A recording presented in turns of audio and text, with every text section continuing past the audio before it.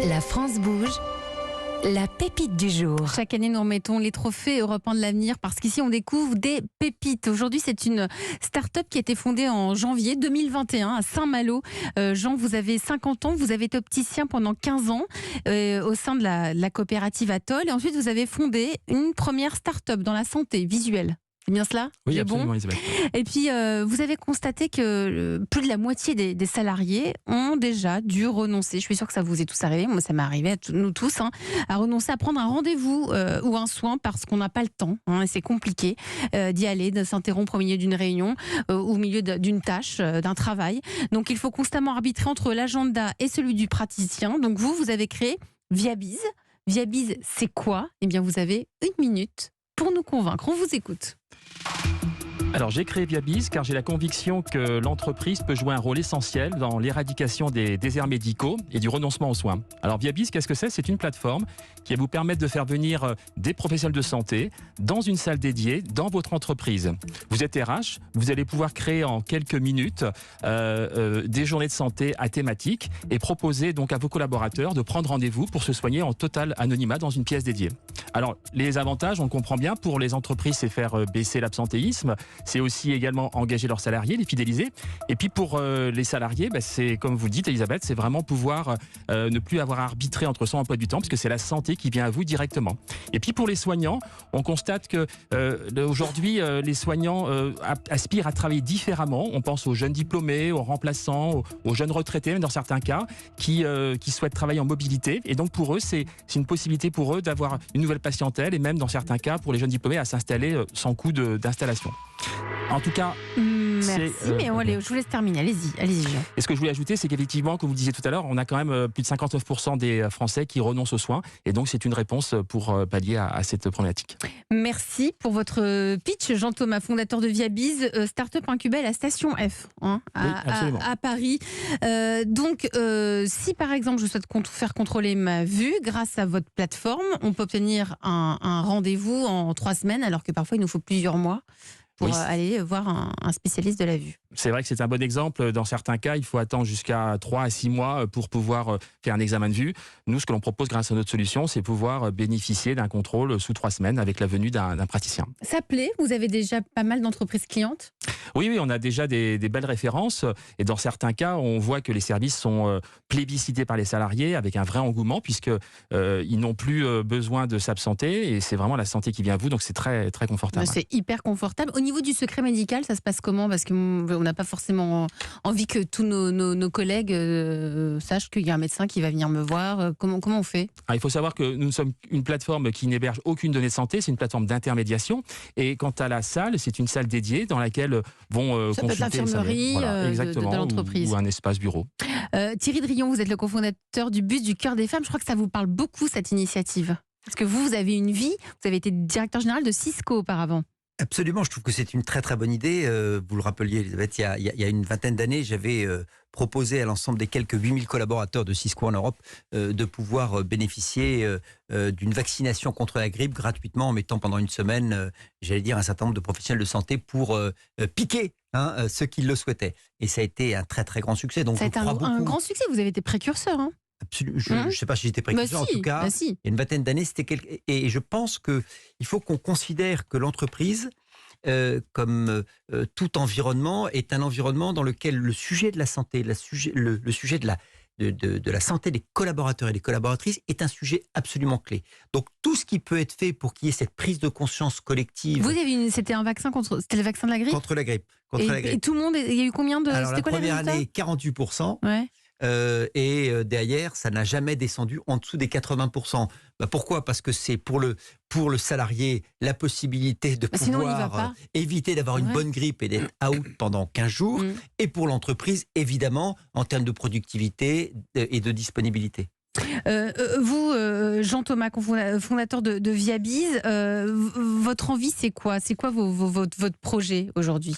Moi, mon idéal, c'est de se dire que chaque entreprise puisse avoir un espace santé dans lequel tous les salariés pourront pouvoir se soigner sans attente et sans délai. Et pas forcément dans des entreprises, puisque vous venez de lancer le concept dans une mairie, dans un désert médical, je crois, près de Nantes. Absolument, tout à fait. On attaque un marché secondaire que sont les collectivités. Et donc, plutôt en proximité de Rennes, dans un désert médical sur lequel, en fait, on va tester un concept d'un espace santé ponctuel, 2 jours par mois, pour les administrés, pour les habitants, pour qu'ils puissent bénéficier de soins. On va demander ce qu'en pense Nathalie Carré, en charge de l'entrepreneuriat à la Chambre de commerce et d'industrie. Bonjour Nathalie. Bonjour Elisabeth, bonjour tout le monde. Donc Nathalie, c'est votre métier. Vous analysez les projets d'entreprise, les entreprises déjà mises en place. Bon, celle-ci déjà incubée à la station F, mais vous avez déjà, qu'est-ce qui vous a plu dans Viabiz ? Quel gain de temps, vous l'avez dit. En fait, aujourd'hui, grosso modo, si on va aller chez le médecin, c'est soit en télétravail. D'ailleurs, je rentre de chez mon ostéopathe. Soit vous êtes en télétravail aujourd'hui. Oui, télétravail aujourd'hui, donc on a le temps. Soit il faut trouver un praticien qui consulte très tôt le matin ou très tard le soir, et ça, c'est de plus en plus rare. Bon, puis l'autre avantage, c'est la charge mentale. Si on était sérieux, on irait chaque année, même si on est en pleine forme, chez le dentiste, chez le généraliste, chez la gynéco pour les femmes, chez l'ophtalmo, même si après on n'a pas de souci, chez le dermato, si on a des grains de beauté, mais enfin, qui le fait ?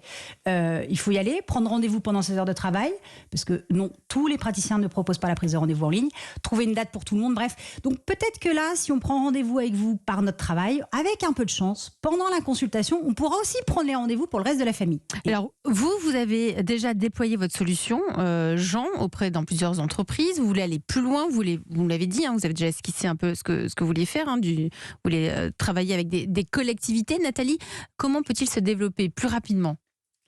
Aujourd'hui, sur votre site, vous parlez aux entreprises en mettant en avant le coût du mal-être au travail, en fait. Vous avez donc un extrait QVT, qualité de vie au travail. Ouais. Voilà. Mais il y a 2 autres cibles qui sont sûrement très intéressées. Alors, les collectivités, vous avez commencé, elles se débattent contre les déserts médicaux.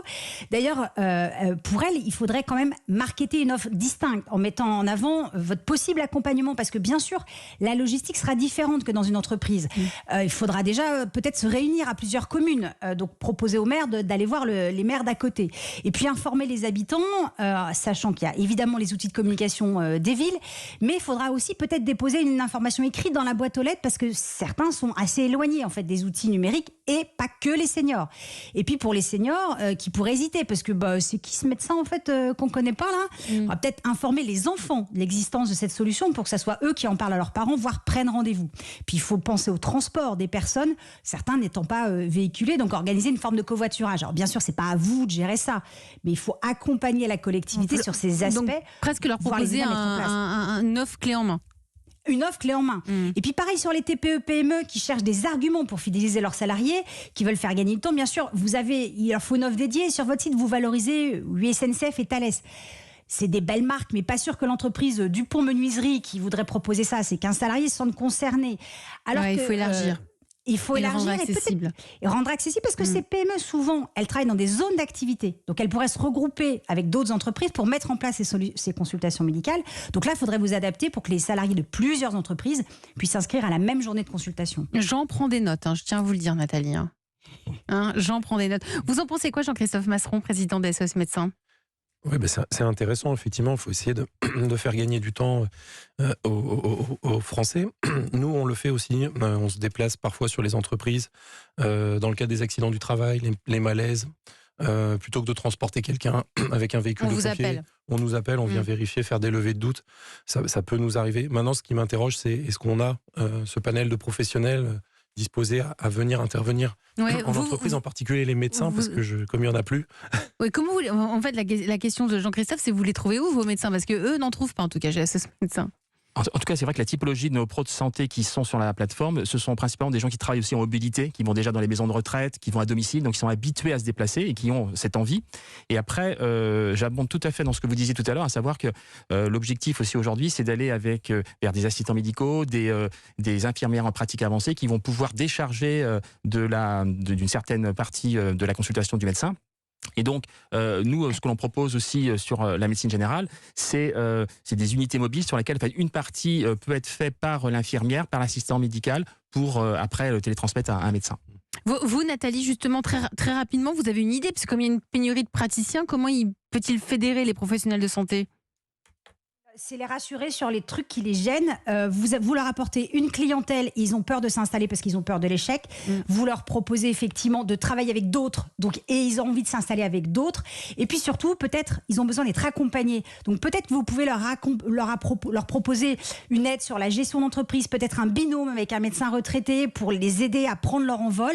Et puis peut-être que du coup, vous serez le facilitateur des soins médicaux hors cabinet qui booste les jeunes professionnels du soin qui veulent s'impliquer dans les territoires. Merci Nathalie Carré pour vos précieux conseils comme chaque jour. Si vous aussi vous êtes une pépite, si vous avez envie de venir présenter votre projet d'entreprise ici à La France Bouge, Nathalie, quelle est l'adresse ? C'est E1-lafrancebouge@europe1.fr. Promis juré, Solène Godin, Charlotte Barrécan et moi, on lit toutes les candidatures. C'est vrai.